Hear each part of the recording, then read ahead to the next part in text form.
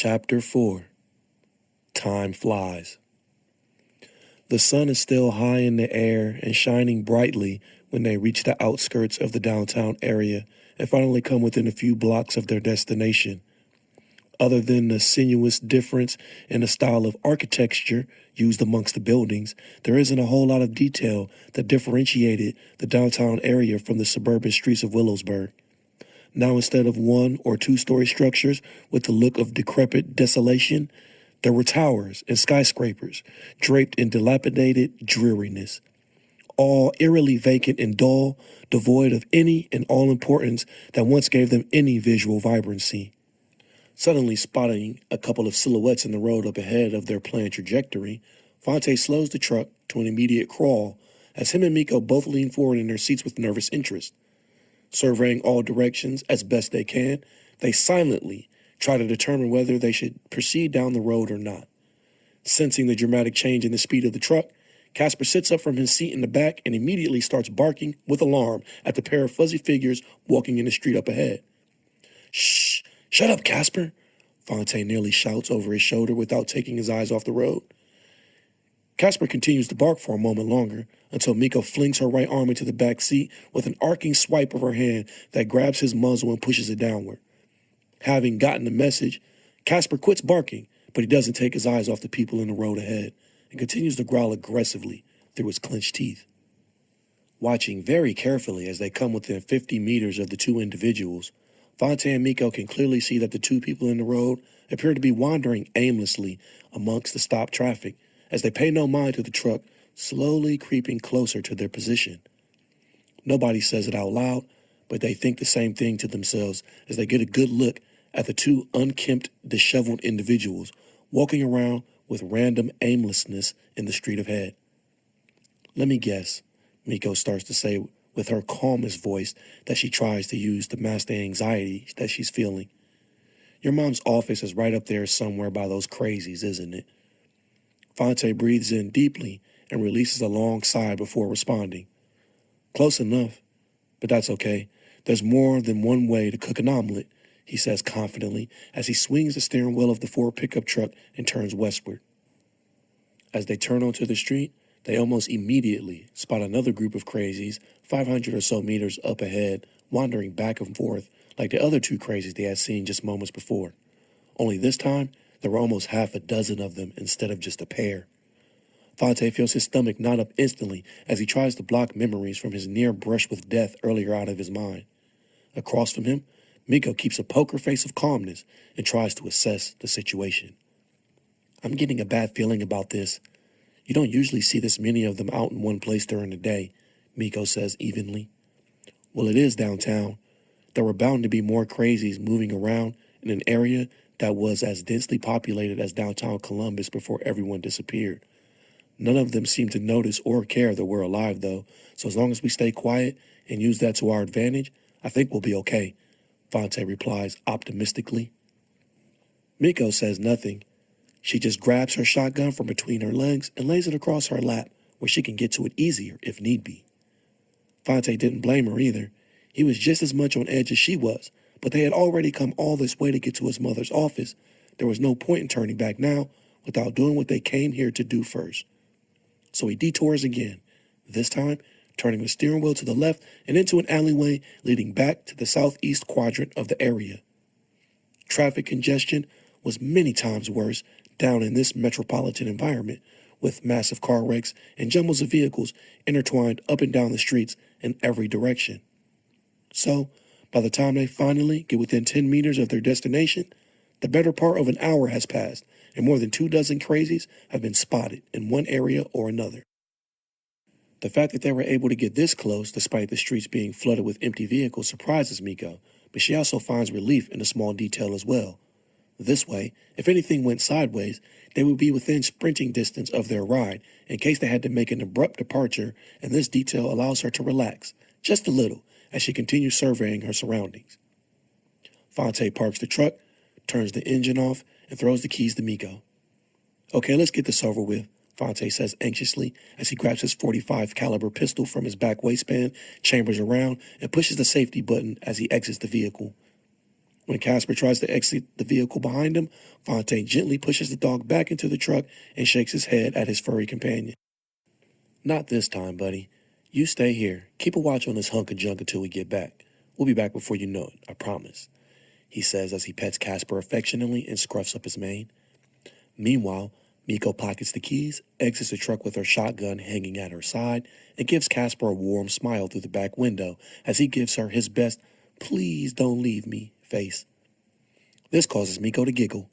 "Aw, we'll be right back, boy, don't worry. I promise I won't let Romeo hear and get himself killed," she says as she racks the shotgun and walks around to the front of the truck where Phonte meets up with her.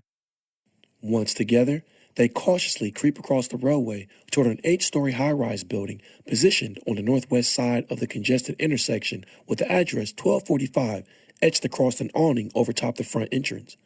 With the street devoid of any crazies besides the ones they drove around, they're able to creep through the gauntlet of vehicles at a brisk pace that brings them to the entrance of the building in under 5 minutes, with Miko keeping a watchful eye on their backside the entire way.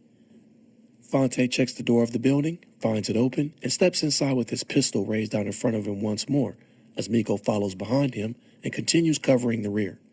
After moving through a small building annex designed to be a security station, fully equipped with metal detectors and x-ray machines, Phonte and Miko slowly creep into a large square room which was easily recognizable as a lobby.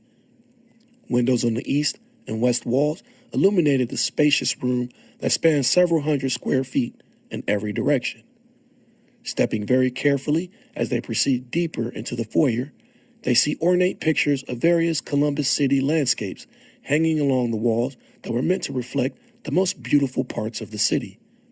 Off to the left, they see a receptionist area next to an office directory that lists all agencies occupying the building by floor and by name. To the right from there is a waiting area, arranged with a couple of comfortable, quaint-looking couches, a table full of magazines, and a flat-screen HD television mounted on the west wall. Visually sweeping the area with all focused concentration from the leading position, Phonte is the first to see the dual set of gender-specific bathrooms up ahead and to the right of the waiting area. He quickly spots a row of elevators sitting perpendicular to the bathrooms on the far northernmost wall that would of course be useless to them since there was no power, but that didn't matter since there was a main stairwell right next to them anyway. On the surface, everything looks as you would expect it to look when visiting a downtown office building, except for the fact that people's clothes, possessions, and belongings were scattered all over every inch of the place in a way that was very hard to grasp. Phonte's gaze sweeps over the area with pained sadness as he tries to keep his focus on clearing the lobby of potential threats and not on sorrowful thoughts of the disconcerting scenery around him. After they clear the vestibule of any potential threats, Phonte turns to Miko and points toward the door leading to the stairwell and signals that's where he's heading to next. She nods in acknowledgement and follows his lead as he pushes the door open and steps inside cautiously. Now walking single file, they climb the stairs together until they reach somewhere between the 4th and 5th floor, where they're met by a barrier of debris and scaffolding which is blocking their way. "Damn it," Phonte says with a hushed but sharp tone of voice. "If it's not one thing, it's another, it seems like," Miko declares as she comes to stand next to Phonte and evaluate the level of inconvenience the obstacle in front of them now presented. "I wonder how this even happened," Phonte says as he steps forward, grabs a piece of scaffolding amidst the massive mound of debris, and tugs on it as hard as he can.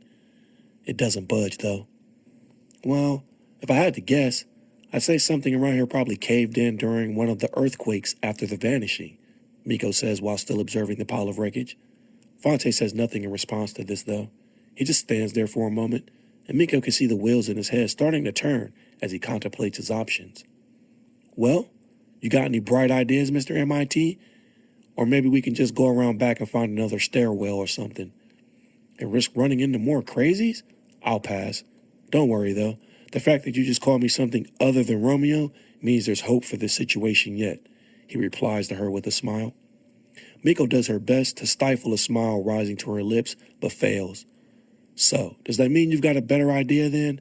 We don't have all day, you know," she says as she casts a downward glance over the railing to make sure no one had wandered into the stairwell below them. "As a matter of fact, Miss Morales, I do," Phonte responds with a lopsided grin as he turns around and starts to head back down the staircase they just ascended while stuffing his .45 caliber pistol back into his waistband.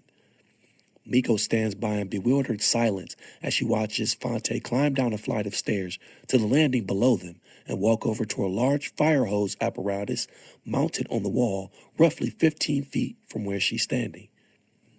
Curious as to what crazy idea she was watching unfold in front of her, Miko allows her shotgun to fall to her side as she leans back against the wall in observance. Oblivious to her gazing stare, Phonte unwinds the fire hose and begins dragging it back up the stairs to where the barrier of debris is located. Without saying anything, he begins threading the closed nozzle of the fire hose in and out of the different openings within the pile of rubble in a zigzag fashion that crisscrossed back and forth from top to bottom until the hose is fully extended. Miko raises a cocked eyebrow as she watches him move swiftly and efficiently. In that moment, she had to admit to herself that even though she considered him to be a cocky, womanizing annoyance, he was indeed useful to have around. With that done and out of the way, Phonte again turns around to walk down the stairs, but this time he throws a quick glance in Miko's direction as he climbs the stairs downward to the fire hose control apparatus. Once there, he finds the water activation mechanism and places both hands over the wheel. You might want to come and stand down here by me. And no, don't look at me like that. It's not because I'm startlingly handsome or anything like that.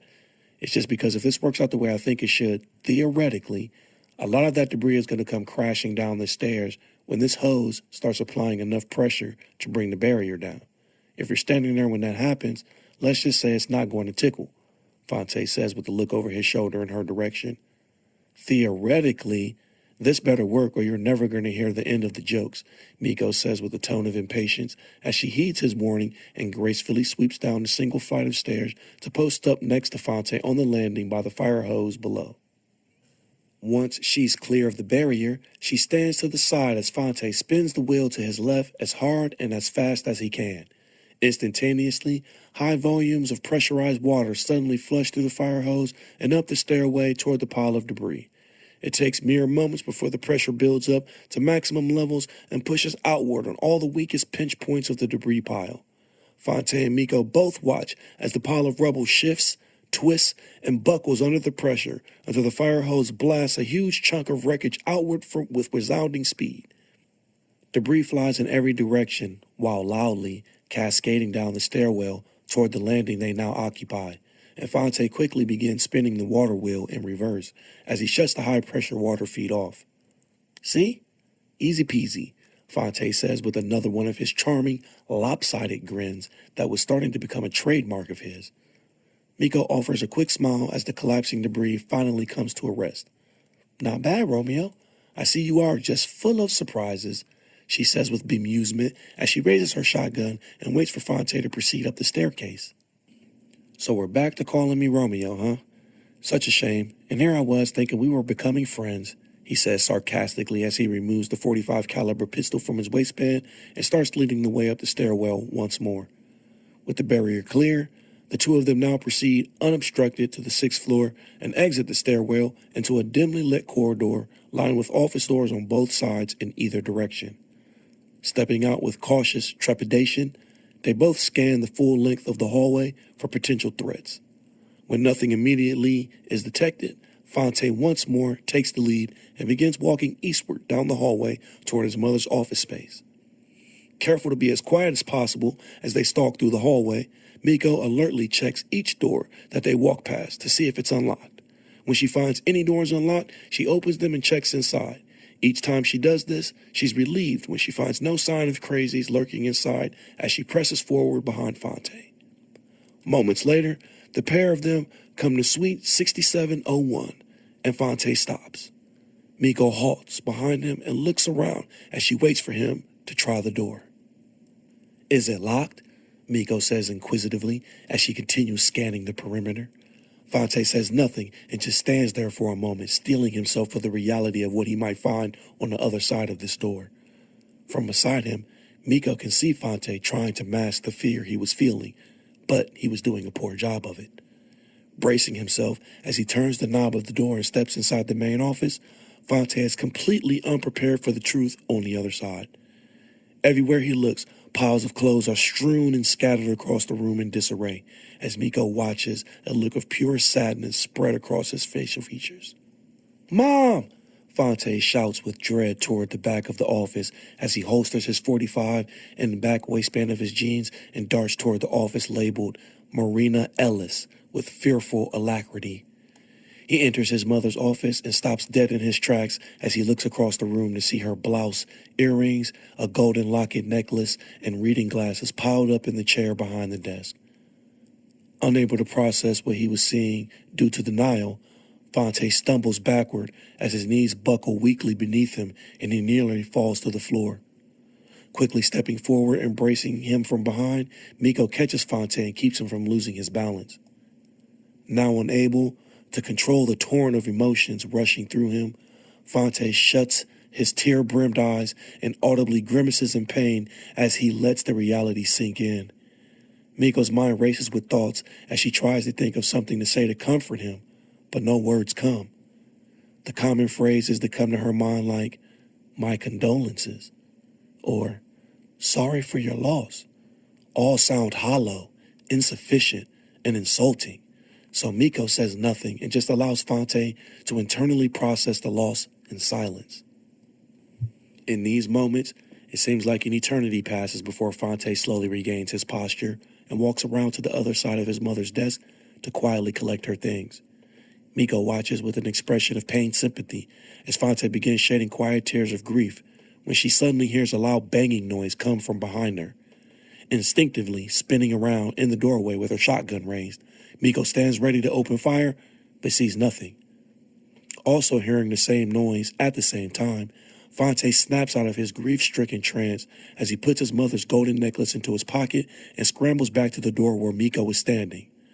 Suddenly, out of nowhere, both Phonte and Miko both feel dizzy and slightly disoriented as a sense of vertigo swiftly sweeps over them. The sensation is so overwhelming that it nearly causes Phonte to lose balance again as his legs get wobbly. The feeling is brief, but it's powerful. "What the hell just happened?" Phonte asks in an unsteady voice as he cups his hand to his woozy head and shakes the mental fog away. "It's time for us to go," Miko replies as she nods her head toward an office window next to the secretary's desk that's now tinted with darkness from the nighttime sky outside. Phonte looks puzzled for a moment as he tries to comprehend what she wants him to see outside the window until it suddenly dawns on him that it should not be anywhere close to nighttime yet. "Oh, so that's a time slip, huh? Got it," Phonte says with a mocking tone of voice as he removes the .45 caliber pistol from his waistband once more. To this, Miko can only roll her eyes.